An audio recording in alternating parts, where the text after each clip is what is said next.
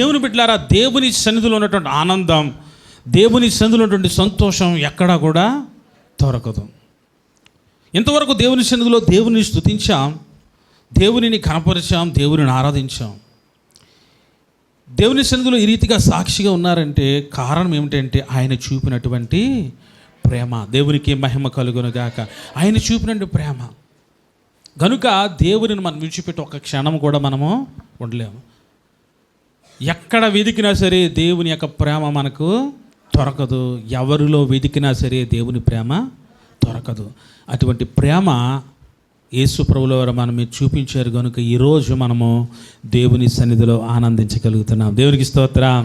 కనుక దేవునిలోనే మనకు ఆనందం, దేవునిలోనే మనకి సంతోషం. మనం గుర్తెరిగి దేవుని మనం కనపరచాలి. పరిశుద్ధ గ్రంథంలో నుండి దేవుని యొక్క వాక్యాన్ని మనం ధ్యానం చేద్దాం. దేవుని బిడ్డలారా, మన దేవాది దేవుడు ఈ లోకానికి వచ్చి 33.5 సంవత్సరాలు ఈ లోకంలో ఆయన జీవించి అనేక మందికి దీవెనకరంగా ఆశీర్వాదకరంగా ఆయన ఉండి ఆయనతో పాటు అనేక మందిని వెంబడించిన వారిని దేవుడు ఆయన శిష్యులుగా చేయడం జరిగింది. దేవునికి మహిమ కలుగును గాక. ఎవరైతే దేవునిని వెంబడిస్తున్నారో, ఎవరైతే దేవుని వెంబడించారో దేవుడు వారిని శిష్యులుగా చేశాడు. ఎవరిని శిష్యులుగా ఆయన చేస్తున్నాడు? ఎవరిని ఆయన శిష్యులుగా చేస్తాడంటే ఆయనను వెంబడించే వారిని ఆయన శిష్యులుగా చేస్తాడు. దేవునికి స్తోత్రం. చూడండి దేవుని బిడ్డలారా, యెషయా గ్రంథం 50వ అధ్యాయం 4వ వచనం చూసినప్పుడు, యెషయా గ్రంథం 50వ అధ్యాయం 4వ వచనంలో మనం చూసినప్పుడు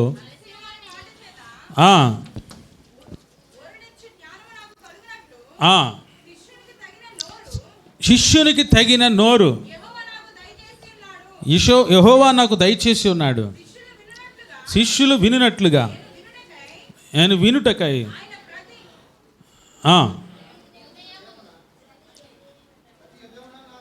ప్రతి ఉదయమున నాకు దేవునికి మహిమ కలుగునుగాక. దేవుని బిడ్డలారా, దేవుని యొక్క వాక్యము సెలవిస్తుంది, దేవుడు తన శిష్యులుగా ఉండడానికి తన జ్ఞానాన్ని దేవుడు తన శిష్యులైన వారికి అనుగ్రహించాడు. దేవునికి మహిమ కలుగునుగాక. ఎక్కడిది ఈ జ్ఞానము అని అంటే దేవుని ద్వారా వారు పొందుకోవడం జరిగింది. వారు ఎలా పొందుకోగలిగారంటే దేవునిని వెంబడించడం ద్వారా వాళ్ళు పొందుకోగలిగారు. దేవునికి మహిమ కలుగునుగాక.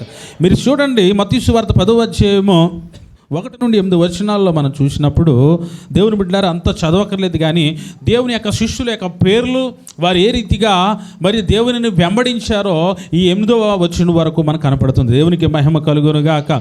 వారు దేవునిని వెంబడించారు. అందులో ఒకరిద్దరు యోధా ఇస్కరియోతు వాళ్ళు దేవుని విడిచిపెట్టారు. దేవుని విడిచిపెట్టడం వల్ల అతను శ్రమలను పొందాడు. ఆఖరికి తాను ఆత్మహత్య చేసుకుని చనిపోయాడు కూడా. ఎంతమంది అయితే ఆ యొక్క దేవుని వెంబడించారో వాళ్ళందరూ కూడా ప్రపంచమంతా, దేశమంతా కూడా స్ప్రెడ్ అయిపోయారు. దేశమంతా కూడా వెళ్ళారు. దేవుని యొక్క నామాన్ని మహింపరిచారు. దేవుని ఇచ్చిన శక్తి కొలది, దేవుని ఇచ్చినట్టు అభిషేకము కొలది గొప్ప కార్యాలు చేశారు. దేవుని యొక్క సువార్తను ప్రకటించగలిగారు. దేవునికి స్తోత్రం. హల్లెలూయా. వారు దేవుని వెంబడించడం ద్వారా ఇదంతా కూడా జరిగింది. దేవునికి స్తోత్రం. హల్లెలూయా. మరి దేవుని బిడ్డలారా, మరి యేసు ప్రభుల వారి యొక్క శిష్యులుగా మనం ఉండాలంటే, మనం జీవించాలంటే మనకి ఏం కావాలి, మనం ఏం చేయాలి?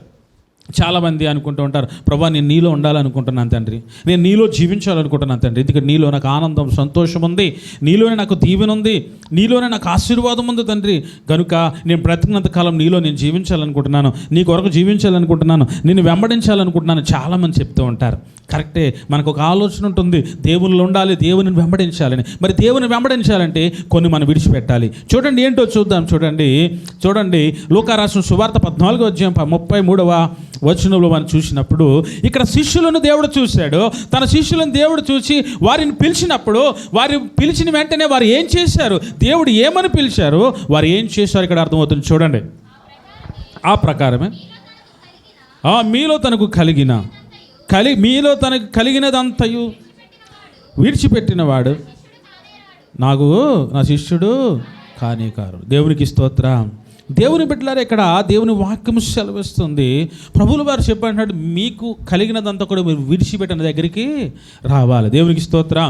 అక్కడ చేపలు పట్టేవారు ఉన్నారు, అక్కడ వలలు వేసేవారు ఉన్నారు, ఇంకా రకరకాలైనటువంటి మనుషులు అక్కడ ఉన్నారు.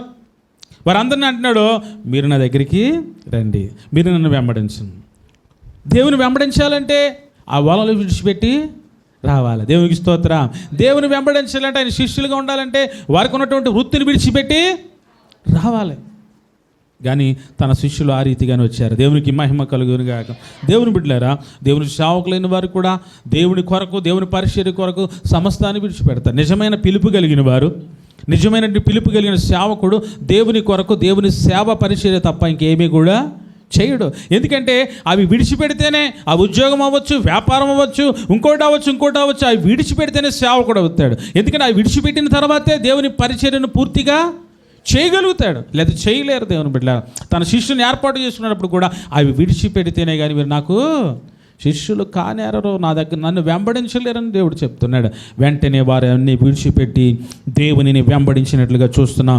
చూడండి దేవుని బిడ్డలారా, మత్తయి సువార్త 4వ అధ్యాయము 19వ వచనంలో చూసినప్పుడు, మత్తయి సువార్త 4వ అధ్యాయము 19వ వచనం, అదే రీతిగా తర్వాత ఇంకొకరు చదవండి 22వ వచనం చదవడం.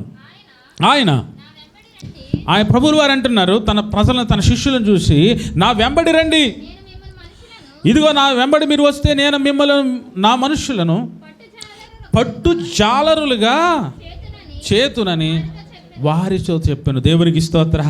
ప్రభు అంటున్నాడు, ఆ చేపలు పట్టేవారు అంటున్నారు, మీరు అవి విడిచిపెట్టి నా దగ్గరికి వస్తే మిమ్మల్ని నేను మనుషులు పట్టే జాలరులుగా చేస్తాను. దేవునికి మహిమ కలుగును గాక. చేపలు పడుతున్నారు, వాటిని చూసి తృప్తి పడుతున్నారు. మీరు ఆ చేపలను, ఆ చేపల వలను మీరు విడిచిపెట్టి నన్ను వెంబడిస్తే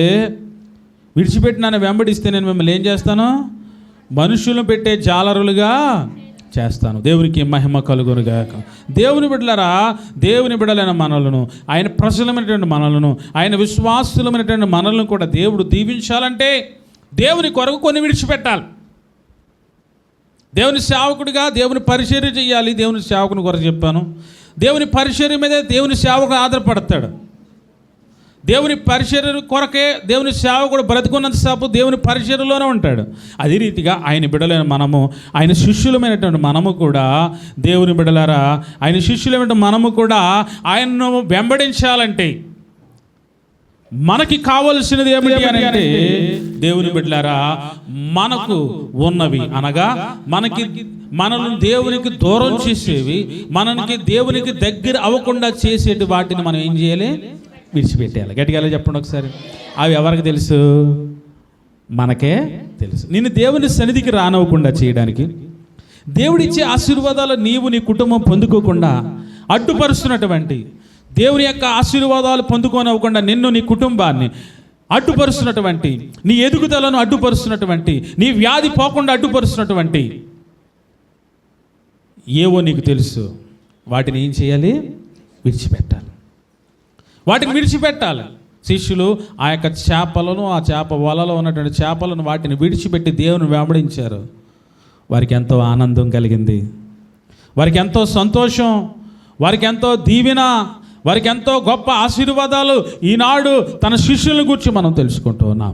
దేవుని బిడ్డలారా, ఏ రోజు దేవుడు మనల్ని కూడా దీవించాలని ఆశపడుతున్నాడు. నువ్వు చేసే పనిలో, నువ్వు చేసే వ్యాపారాన్ని, నువ్వు చేసే ఉద్యోగాన్ని, లేదా నీ కుటుంబాన్ని దేవుడు హెచ్చించాలనుకుంటున్నాడు. దేవుడు సిద్ధంగా ఉన్నాడు నేను దీవించడానికి.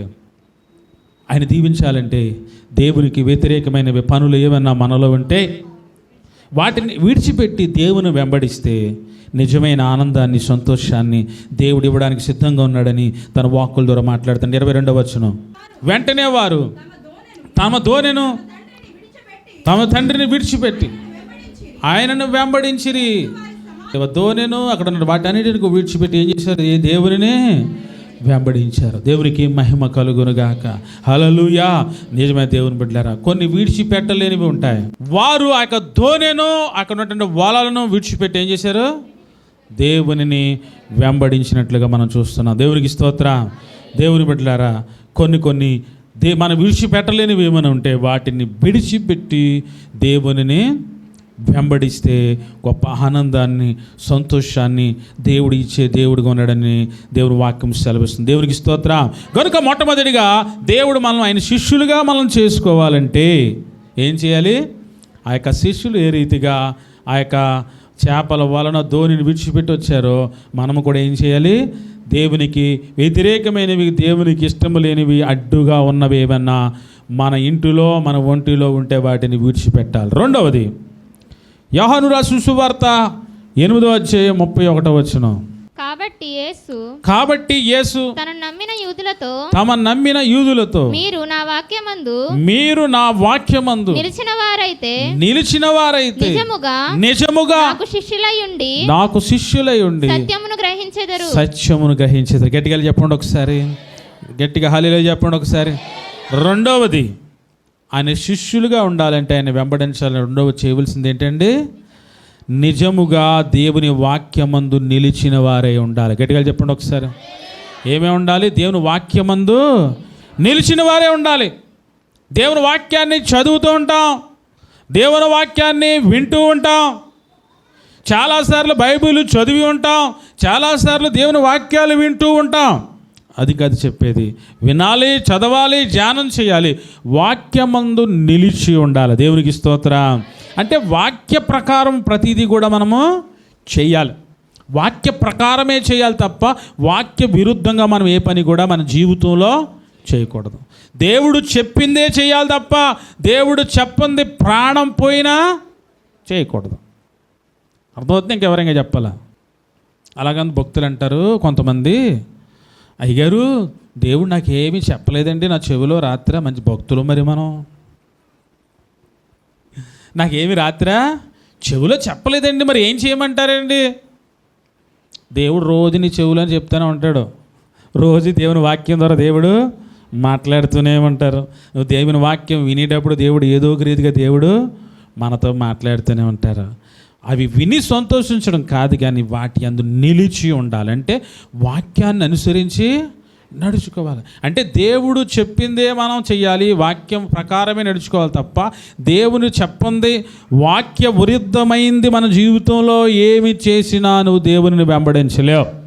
నువ్వు శిష్యుడు కానేరు, మన శిష్యురాలు మనము కానేరు. అది పని విషయంలో అవ్వచ్చు, ఉద్యోగం విషయంలో అవ్వచ్చు, చదువు విషయంలో అవ్వచ్చు, వివాహ విషయంలో అవ్వచ్చు, ఒక గృహం కట్టడం విషయంలో అవ్వచ్చు, ఒక వ్యాపారం విషయంలో అవ్వచ్చు, ఏదైనా దేవుని వాక్య ప్రకారం జరిగించాలి. దేవునికి మహిమ కలుగునుగాక. అందరూ గట్టిగా చెప్పండి ఒకసారి. చాలా పరిస్థితులు, కొన్ని సమస్యలు రావడానికి కారణం ఏమిటంటే అది చేసే ముందు ఒక ప్రార్థన అనేది లేకుండా పోతుంది. వాక్య ప్రకారం అది చేయకుండా, ప్రార్థన చేయకుండా, ప్రార్థన సహకారం లేకుండా, దేవుని చిత్తాన్ని ఎరగకుండా చాలామంది చాలా పనులు చేస్తున్నారు. ఆ పనులు ఏమైపోతున్నాయి?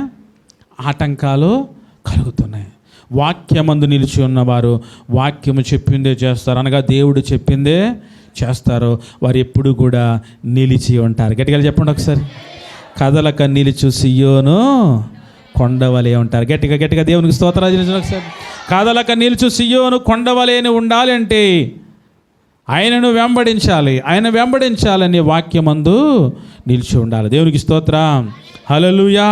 దేవుని బిడ్డలారా, అదే రీతిగా దేవుని వెంబడించిన వారే ఎలాగుంటారంటే వారు ఫలిస్తారు. ఏం చేస్తారో ఫలిస్తారు. దేవుని వెంబడించేవారు, దేవుని మీద ఆధారపడేవారు, దేవుని కొరకు ఎదురు చూసేవారు, బాధల్లోనైనా కష్టాల్లోనైనా ఎవరైతే దేవుని మీద ఆధారపడతారో, ఎవరైతే దేవుని సహాయాన్ని కోరుకుంటారో వారు బహుగా ఫలిస్తారు. చూడండి, యోహాను రాసిన శుభవార్త 15వ అధ్యాయము 8వ వచనం చూసినప్పుడు, యోహాను రాసిన శుభవార్త 15వ అధ్యాయం, మీరు బహుగా ఫలించుట వలన నా తండ్రి మహిమపరచబడును. గట్టిగా చెప్పలు కూడా దేవుని మహిమపడతాం. హల్లెలూయా.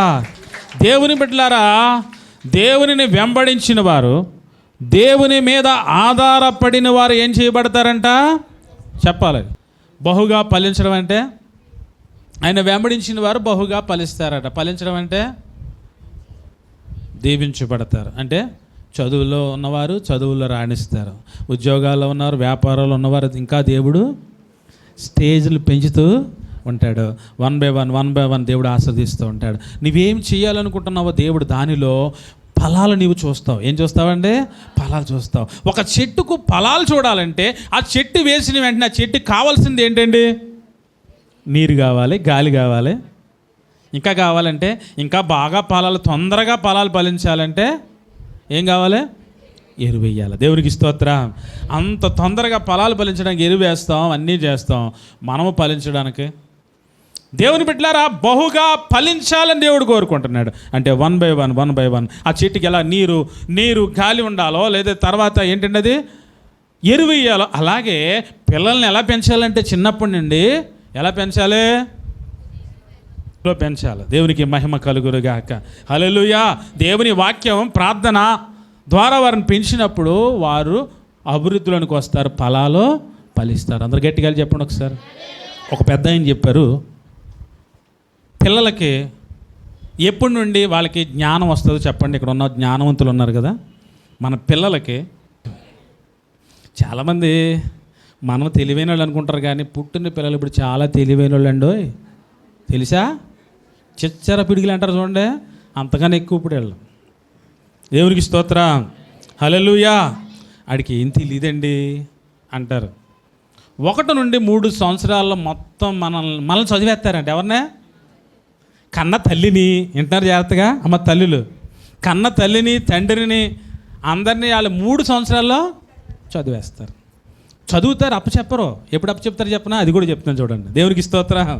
1 నుండి 3 సంవత్సరాల్లో మొత్తం అంతా చదివేస్తారు అన్నీ కూడా. అక్కడ నుండి 14 సంవత్సరాల వరకు ఏంటండి అవన్నీ వారికి గుర్తు ఉంటాయి. 14వ సంవత్సరం వచ్చేటప్పటికి వాళ్ళు చక్కగా ఒక చెట్టు వలె తయారవుతారట. దేవునికి స్తోత్రం. హల్లెలూయా. ఎప్పుడైతే ఇప్పటి వరకు వాళ్ళు జాగ్రత్తగా పెంచుతారో, వీళ్ళకి 17వ సంవత్సరాలకు వచ్చేటప్పటికి తల్లిదండ్రులు జాగ్రత్తగా వారిని పెంచితే వారు ఫలాలు ఫలిస్తారు. గట్టిగా చెప్పండి ఒకసారి. హల్లెలూయా. అప్పుడు తల్లిదండ్రులైన వారు ఫలాలు కోసుకుంటారు. దేవునికి స్తోత్రం. ఇప్పుడు మనం చేసేది ఏంటంటే, చాలామంది ఏమండి మా బాబుకు సంవత్సరమేనండి, మా పాపకు సంవత్సరమేనండి, 2 సంవత్సరాలండి, 3 సంవత్సరాలు అంటున్నాం, ఈ కథ అంతా చదివేస్తున్నారు. నీది మీ ఆయన కథ చదివేస్తున్నారు. ఈ 3 సంవత్సరాలు చదివిన పోయిన తర్వాత వాళ్ళను చదవలేక సావాలి, వాళ్ళకి భయం చెప్పలేక చావాలి. దేవుని బిడ్డలారా, వారికి అన్నీ తెలుసు గనుక ఏం చేయాలంటే అప్పటి నుండి దేవుని సన్నిధిలో పెంచాలి. పుట్టిన వెంటనే సమూయేలుని ఎప్పుడు తీసుకొచ్చారు? సమూయేలుని ఎప్పుడు తీసుకొచ్చారండి? పాలు విడిచిన వెంటనే అక్కడ తీసుకొచ్చేసారు దేవుని సేవకుని దగ్గరికి. దేవునికి స్తోత్రం. అమ్మ మీ పిల్లల్ని సండే స్కూల్ తీసుకొస్తున్నారు, ఫంక్షన్కి తీసుకెళ్ళరా? అమ్మో నా కొడుకు తీసుకెళ్ళొద్దా, నా కూతుర్ని తీసుకెళ్తారే, మరి సండే స్కూల్కి ఎందుకు తీసుకురారు? ఫలాలు ఫలించాలి అని అంటే ప్రార్థించడం చిన్న బిడ్డల నుంచే నేర్పాలి. దేవుని వాక్యాన్ని వినడం నేర్పించాలి.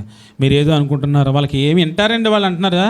వాళ్ళు వింటారండి, వింటారు. నేను బైబిల్ కాలేజీలో ఏం చదువుకోలేదు, చిన్నప్పటి నుంచి అయ్యగారు కూడా తిరిగేటప్పుడు మేము చిన్నపిల్లలప్పుడు ఆయన చెప్పే వాక్యాలు అవన్నీ అయ్యే నాకు మైండ్లో ఉన్నాయి. బైబిల్ కాదు ఏదో చదువాము, పరీక్షలు రాసాము, పాస్ అవ్వము, సర్టిఫికెట్లు తీసుకున్నాం, గ్రాడ్యుయేషన్ తీసుకున్నాం, అంతే. అది వేరు.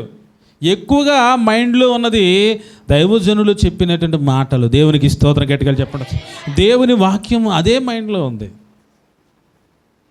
అందుకే అంటాడు, బాలుడు నడవలసిన త్రోవను వారికి నేర్పించు, పెద్దవాడైనప్పుడు దాని నుండి తొలగిపోడు. దేవునికి మహిమ కలుగురుగాక. జాగ్రత్తగా వినండి, ఇక్కడ పిల్లలు కూడా జాగ్రత్తగా వినండి. 1 నుండి 14 సంవత్సరాలు వయస్సు కలిగిన వారు ఈ 14 సంవత్సరాలు కష్టపడితే, ఈ 14 సంవత్సరాలు కూడా ఒక బానిస వలె పనిచేసి చదువుకుంటే 14 సంవత్సరాల నుండి వారు రాజు వలె బ్రతుకుతారు. గట్టిగా చెప్పండి ఒకసారి. కానీ చిన్న బిడ్డలప్పుడే వారిలో మన విష బీజాలు నాటితే, చర్చ ఎందుకులే, ప్రార్థన ఎందుకులే, పెద్దవాళ్ళని గౌరవించడం ఎందుకులే అని విష బీజాలను నాటితే, అక్కడికి వెళ్ళకూడదు ఇక్కడికి వెళ్ళకూడదు అని విష బీజాలు నాటి ప్రార్థన చేయడం నేర్పించకపోతే, దేవుని సన్నిధిని వారికి నేర్పించకపోతే, 14 సంవత్సరాలు కష్టపడకపోతే, ఈ 14-15 సంవత్సరాలు కూడా వారు దేవునిలో ఎదగకపోతే, చదువులో కష్టపడకపోతే, ఆ 14 సంవత్సరాలు రాజుగా కాదు ఎలా బతుకుతారు తెలుసా? బానిసగా బతుకుతారంట. రాజుగా మన పిల్లలు బ్రతకాలంటే ఈ చిన్న వయసు నుండే, పుట్టినప్పటి నుండే వారిని దేవుడిలో పెంచాలి. పుట్టినప్పటి నుండి దేవునిలో పెంచితే వారికి కష్టాన్ని నేర్పితే, అనగా దేవుని సన్నిధిలో బ్రతకడం వారికి నేర్పిస్తే, దేవుని మరి చదువుల్లో వారు ఒక బానిస వలె మరి వారు చదువుకుంటూ కష్టపడితే 14 సంవత్సరాలు పోయిన తర్వాత రాజులాగా ఒక రాణిలాగా ఉంటారు. గట్టిగా దేవునికి స్తోత్రాలు చెల్లించండి. హల్లెలూయా. దేవుని బిడ్డలారా, అది ఫలాలు ఫలించడం అంటే. ఫలాలు ఫలించాలి. మీరు ఫలములు ఫలించడం ద్వారా నా తండ్రి మహిమపరచబడును. గట్టిగా హల్లెలూయా చెప్పండి ఒకసారి. హల్లెలూయా. దేవుని బిడ్డలారా, మనం ఫలాలు ఫలిస్తే, మనం దీవించబడితే, మనం హెచ్చించబడితే ఎవరికి మహిమ? దేవునికి మహిమ. గట్టిగా హల్లెలూయా చెప్పండి ఒకసారి. హల్లెలూయా. దేవుని బిడ్డలైన మనము, దేవుని బిడ్డలారా, దేవునిలో బహుగా ఫలించాలని దేవుడు కోరుకుంటున్నాడు. మనం దేవునిలో బహుగా ఫలించాలంటే దేవుని శిష్యులుగా మనం ఉండాలి. దేవుని వెంబడించేవారిగా ఉండాలి. మన కుటుంబాన్ని చిన్న బిడ్డలతో సహా దేవుని సందులోకి నడిపించే వారిగా ఎవరైతే ఉంటారో వారు దీవించబడతారో, దేవుని యొక్క శిష్యులు అవుతారని దేవుని వాక్యం సెలవిస్తుంది. అంతేకాదు అపొస్తలుల కార్యం 13వ అధ్యాయము 52వ వచనం చూసినట్లయితే, దేవుని బిడ్డలారా, ఎవరు దేవుని యొక్క శిష్యులుగా ఉంటారంటే, ఎవరు దేవునిని వెంబడించగలరు అంటే, అయితే శిష్యులు ఆనందభరితులై దేవుని వెంబడించేటువంటి శిష్యులు ఆనందభరితులై పరిశుద్ధాత్మతో నిండిన వారై. దేవునికి మహిమ కలుగునుగాక. ఈ యొక్క శిష్యులు దేవునిని వెంబడించుట ద్వారా వారికి ఆనందం కలిగింది. రెండవది పరిశుద్ధాత్మ నింపుదల వారికి కలిగింది. దేవునికి మహిమ కలుగునుగాక. పరిశుద్ధాత్మ నింపుదల కలిగింది. దేవుని బిడ్డలారా, దేవుని బిడ్డల నీవు దేవుని వెంబడించాలంటే, దేవుని కొరకు జీవించాలంటే పరిశుద్ధాత్మ అభిషేకం నీకు కావాలి. అర్థమవుతుంది అందరూ నా వైపు చూడండి. నువ్వు దేవునిని వెంబడించాలంటే, దేవుని శిష్యునిగా, దేవుని శిష్యురాలుగా ఉండాలంటే, నీ కుటుంబం దేవునిలో బలపడాలి అని అంటే పరిశుద్ధాత్మతో నింపబడాలి. గట్టిగా చెప్పండి ఒకసారి. పరిశుద్ధాత్మ అభిషేకం కావాలి. పరిశుద్ధాత్మతో ఎవరైతే నింపబడతారో దేవుడు వారిని దేవుని ఆత్మ ద్వారా నడిపిస్తాడు. నువ్వేం చేయాలి, ఎలా చేయాలి, ఎలా జీవించాలి, ఎప్పుడు ఏ నిర్ణయాలు తీసుకోవాలి, ఎప్పుడు దేవుని కొరకు ఏ రీతిగా ఉండాలో పరిశుద్ధాత్మ దేవుడు దేవుని వాక్కుల ద్వారా బోధ చేస్తాడు. దేవునికి స్తోత్రం. అప్పుడే దేవుని శిష్యులుగా మనం తీర్చబడతాం. దేవునికి మహిమ కలుగునుగాక. గనుక దేవుని బిడ్డలారా, పరిశుద్ధాత్మతో నిండిన వారే అనగా పరిశుద్ధాత్మ అభిషేకం కలిగిన వారే దేవునిని వెంబడించగలరు. దేవునికి స్తోత్రం. గనుక దేవుని బిడ్డలైన మనము కూడా, ఆయన సన్నిధిలోనికి వచ్చిన మనము కూడా పరిశుద్ధాత్మ అభిషేకము కొరకు ఎదురు చూడాలి. ఎలాగంటే దేవుని పరిశుద్ధాత్మ అభిషేకం అంటే, దేవుని సన్నిధిలో ప్రార్థించి వచ్చిన వెంటనే దేవునిని ఆరాధించు. ప్రభువా, నీ ఆత్మతో నేను నింపు నాయనా. నీ పరిశుద్ధాత్మ అభిషేకము నాకు ఉన్నప్పుడే, నీ ఆత్మతో నేను నింపబడినప్పుడే నన్ను నువ్వు నడిపిస్తావు ప్రభా. నీ ఆత్మ ద్వారా నన్ను నడిపించు ప్రభా, నన్ను, నా కుటుంబాన్ని, లేదంటే నా వ్యక్తిగత జీవితాన్ని కూడా నీ ఆత్మ ద్వారా నడిపించు ప్రభా అని ఎవరైతే దేవుని అడుగుతారో దేవుడు వారిని నడిపిస్తాడో వారిని దేవుడు తన శిష్యులుగా మరి దేవుని బిడ్డలారా నడిపిస్తాడు. దేవునికి మహిమ కలుగునుగాక. హల్లెలూయా.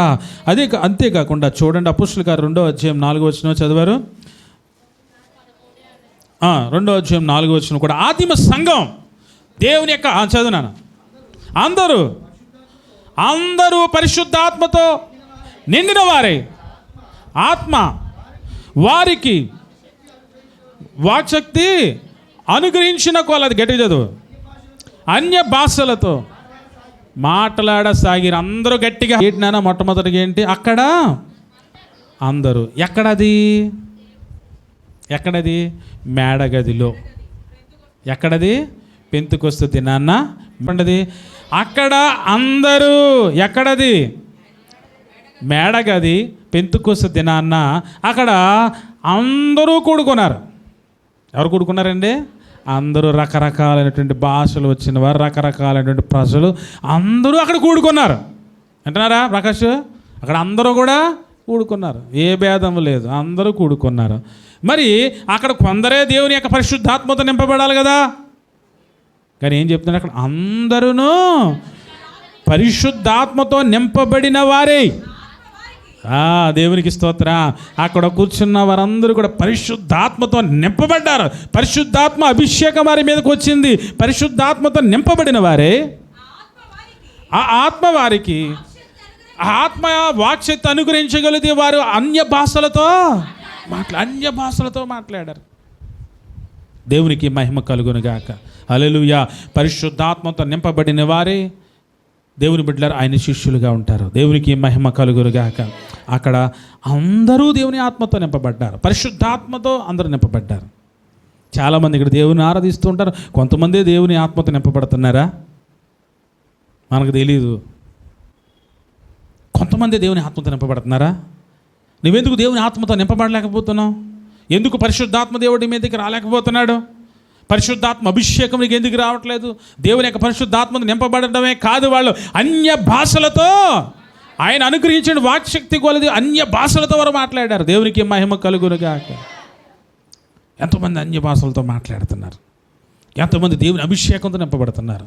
దేవుని అభిషేకంతో నింపబడాలంటే దేవుని సన్నిధిలోకి వచ్చేటప్పుడు మనం ప్రార్థన పూర్వకంగా రావాలి. దేవుని సన్నిధిలో కూడా వచ్చిన వెంటనే మోకరించి ప్రార్థించి, ప్రభా ఈరోజు నీ ఆత్మతో నన్ను అభిషేకించు ప్రభా, నీ ఆత్మ ద్వారా నన్ను నడిపించు ప్రభా, నీ అభిషేకం నాకు కావాలి తండ్రిని ఎవరైతే ప్రార్థిస్తారో దేవుడు వారి మీదకి పరిశుద్ధాత్మ అభిషేకాన్ని ఇస్తాడు. గట్టిగా చెప్పండి ఒకసారి. అక్కడున్న వారందరూ పరిశుద్ధాత్మతో నింపబడ్డారు, అన్య భాషలతో మాట్లాడారు. దేవునికి మహిమ కలుగును. దేవుని మహాకృప, మన పెంతుకొస్తు అనుభవం కలిగినటువంటి సంఘాలు కనుక మనవి, మన దైవ సేవకులు పెంతుకొస్తు అనుభవంలో మనల్ని నడిపించారు కనుక మన యొక్క సన్నిధిలో ప్రతి ఒక్కరు కూడా దేవుని బిడ్డలారా ఆత్మతో పరిశుద్ధాత్మతో నింపబడేవారిగా ఉన్నారు, భాషలతో మాట్లాడేవారిగా ఉన్నారు. దేవుని బిడ్డలారా దేవుడు ఇప్పుడు కూడా కోరుకునేది ఏంటంటే ప్రతి ఒక్కరూ దేవుని ఆత్మతో నింపబడాలి. అంచె దినాల్లో మనం ఉన్నాం, భయంకర అపాయకర దినాల్లో మనం ఉన్నాం. ప్రతి ఒక్కరూ దేవుని ఆత్మతో నింపబడాలి, దేవుని ఆత్మ ద్వారా నడిపించబడాలి. అప్పుడే దేవుని శిష్యులుగా మనం ఉంటామని దేవుని వాక్కుల ద్వారా దేవుడు తెలియజేస్తున్నాడు. దేవునికి స్తోత్రం. ఆఖరిగా లూకాసు వార్త 14:27 చూసినప్పుడు, ఆఖరిగా 14:27 చూసినప్పుడు లోకా రాసిన సువార్త, మరియు ఎవడైనను తన సిలువను మోసుకొని నన్ను వెంబడింపకూరిన ఎడలా వాడు నా శిష్యుడు కానేరాడు. దేవునికి స్తోత్రం. దేవుని శిష్యుడిగా ఉండాలంటే ఆయన సిలువను ఎత్తుకుని ఆయన వెంబడించేవాడే ఆయన శిష్యుడు. దేవునికి స్తోత్రం. ఏం ఎత్తుకోవాలి? దేవుని వెంబడించాలనుకున్న వాళ్ళు ఆయన సిలువను ఎత్తుకుని ఆయన వెంబడించే వారిగా ఉన్నప్పుడు వారే దేవుని శిష్యులు అవుతారు. దేవునికి స్తోత్రం. ఆయన సిలువను ఎత్తుకొని మనం దేవునిని వెంబడించాలి. గట్టిగా హల్లెలూయా చెప్పండి ఒకసారి. గట్టిగా హల్లెలూయా చెప్పండి. హల్లెలూయా. ఆయన సిలువను ఎత్తుకోవడం. యేసు ప్రభువుల సిలువను మోసారా లేదా? చెప్పండి అమ్మా, సిలువను మోసారా లేదా? మోసారు. మనం ఎవరో సిలువ మోస్తున్నామా? మనం ఎవరో సిలువ మోస్తామా? చెక్క సిలువలు మోసారు లేని చాలామంది మోస్తూ ఉంటారు. ఆయన్ని వెంబడించేవారు ఆయన సిలువను ఎత్తుకునే మొయ్యాలి. దేవునికి స్తోత్రం. హల్లెలూయా. అంటే మన కొరకు దేవుడు ఎన్నో శ్రమలు అనుభవించారు, బాధలు అనుభవించారు, ఎంతో వేదన అనుభవించాడు యేసయ్య. ఆయన సిలువ మోసేటప్పుడు కనీసం కాళ్ళకి ఏమీ లేవండి.